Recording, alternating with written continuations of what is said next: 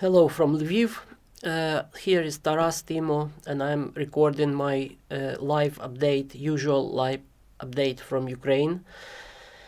Today many people obviously texted me if I'm okay, if my family is okay, and how is the situation in Lviv, because you all learned from the news in the morning that Lviv was hit by a cruise missile.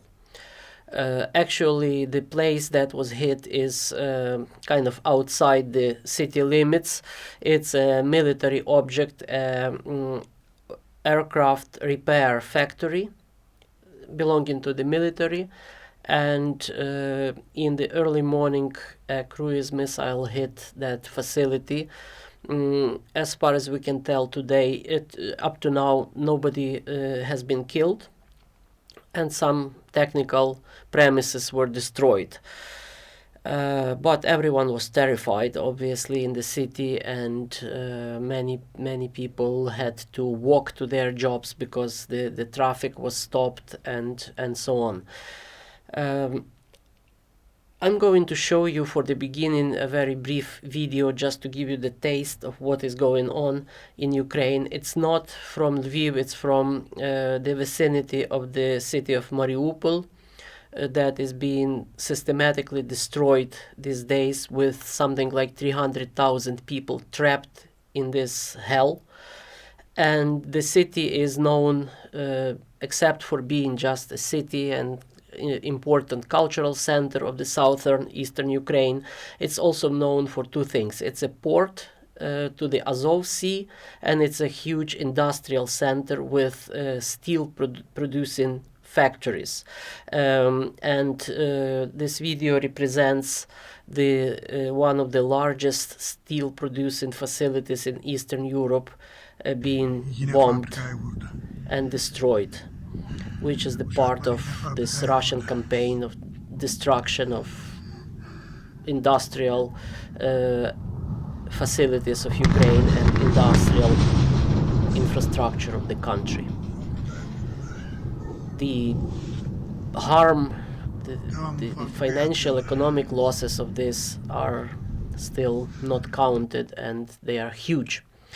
But the main topic of my today's video will be about what's going on in Russia and, in relationship to the war in Ukraine. I called this short video of today Russia's madness, because what we are observing is really tragic and gruesome, and it's connected with this question: how do we call Russian regime?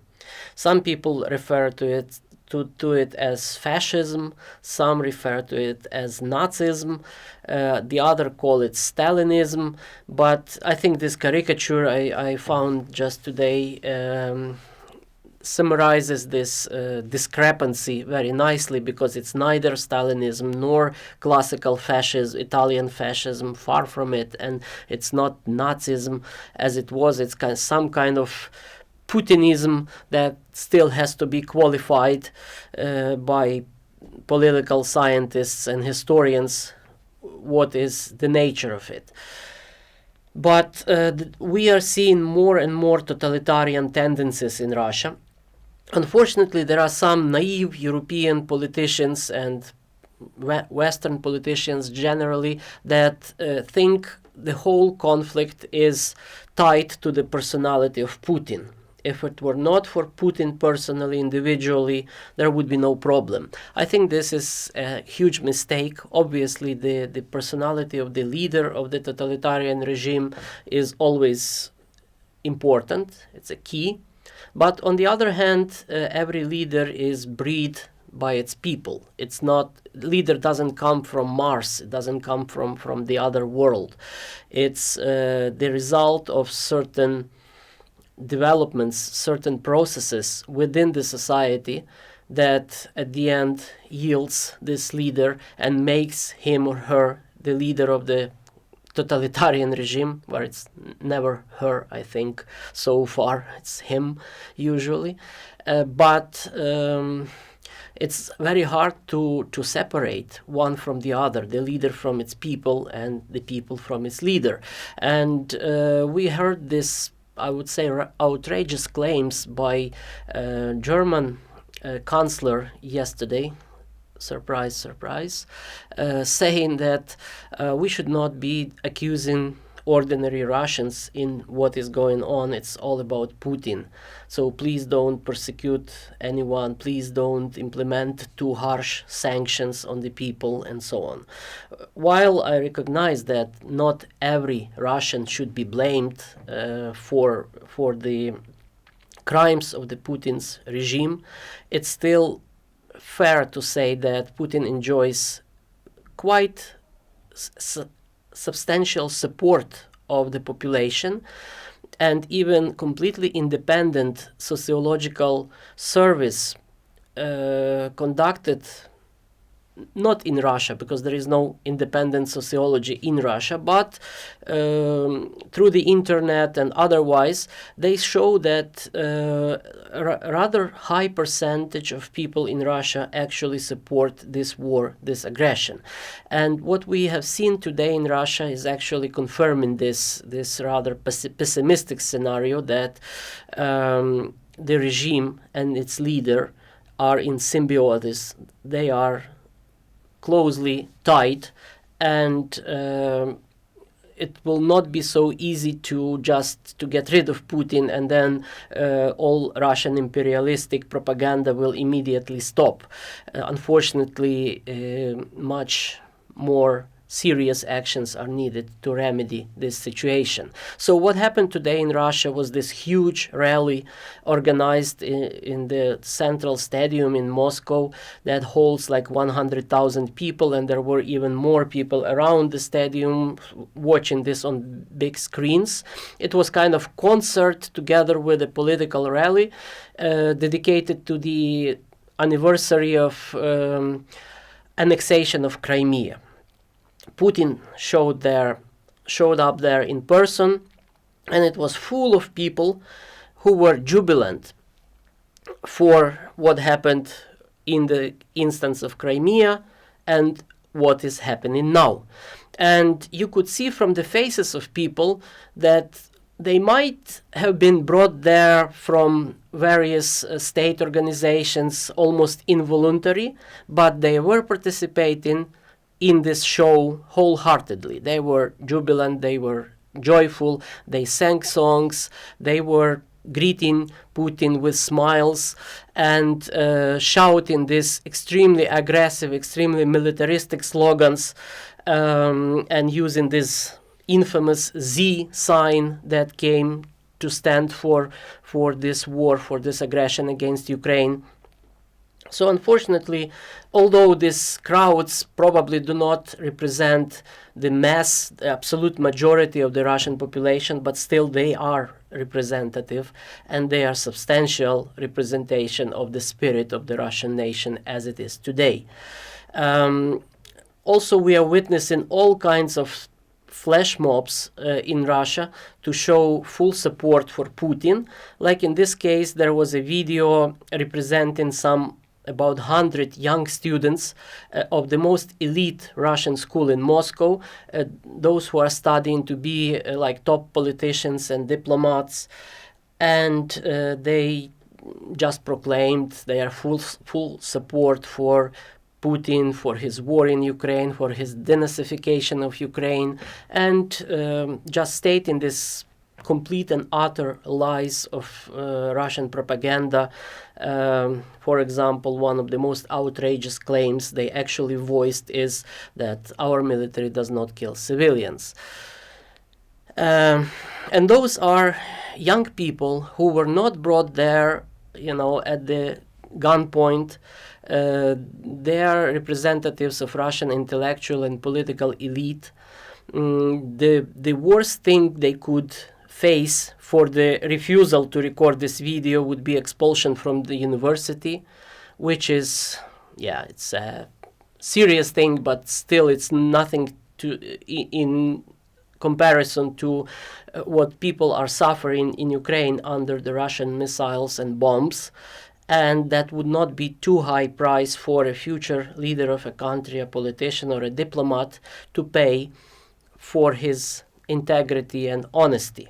But unfortunately, as we are seeing, people are smiling and recording this kind of trendy, glamorous video in support of war and most brutal lies against peace and normal civilized world. Worse even, we are seeing these stupid flash mobs involving kindergarten children, school children. There was another picture I didn't use here. Children from a hospice, children terminally ill, were taken outside and put in this Z letter to manifest in the support of their to manifest supporting war in Ukraine. I was struck especially, well, two pictures are striking. These people kneeling down with this, children kneeling down with those signs, or children on the snow. And this second picture actually triggered me even more because it so much resembles another picture I'm going to show you next. And that picture, I have to warn you, it's graphic and it's very gruesome and grotesque. I wouldn't show it otherwise if it were not for this picture. And that picture represents dead bodies of Russian soldiers piled up obviously by our soldiers in this Z letter. Just to it actually, first time I saw it, I thought it's a Photoshop or it's some kind of a scene from the Game of Thrones series or something like that, because it's so gruesome and so horrifying. But that's what war does to people from both sides. Cruelty, death, destruction, and this all is programmed in the minds of children through this shameless propaganda that is being broadcasted on Russian media and then even further introduced into the minds of little children from the age of 4 and up, or I don't know, 3 years old. I'm showing this just to give you a taste of what is going on. We are really witnessing not a birth, but flowering of a regime that is, I don't know, is it Stalinist, or is it fascist, is it Nazist? But it's certainly inhuman and completely absurd. Back to the point that Russians do not kill civilians, and back to the children we have seen just on that Russian pictures. Here is a picture from my own city of Lviv, showing a flash mob of empty strollers, 91 of them, I guess, to signify they were put on the main square of the city to signify the dead children that died during the 3 weeks of this war. Well, actually 109, sorry, I messed up the numbers. So over 100 children that died, and here you see the map of Ukraine, and these black regions are and red figures show how many children died in each region. And the highest number is 55 in Kiev, and then 34 in Kharkiv, 26 Donetsk, 29 Chernihiv, and so on.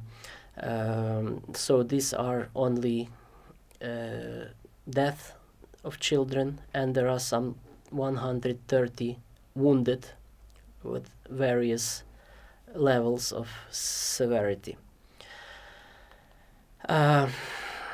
Like this flash mob with the strollers, I think many Ukrainians come to their senses after the 3 weeks of shock and panic and terror, and each one of us filters out our emotions, our feelings in some way as we can.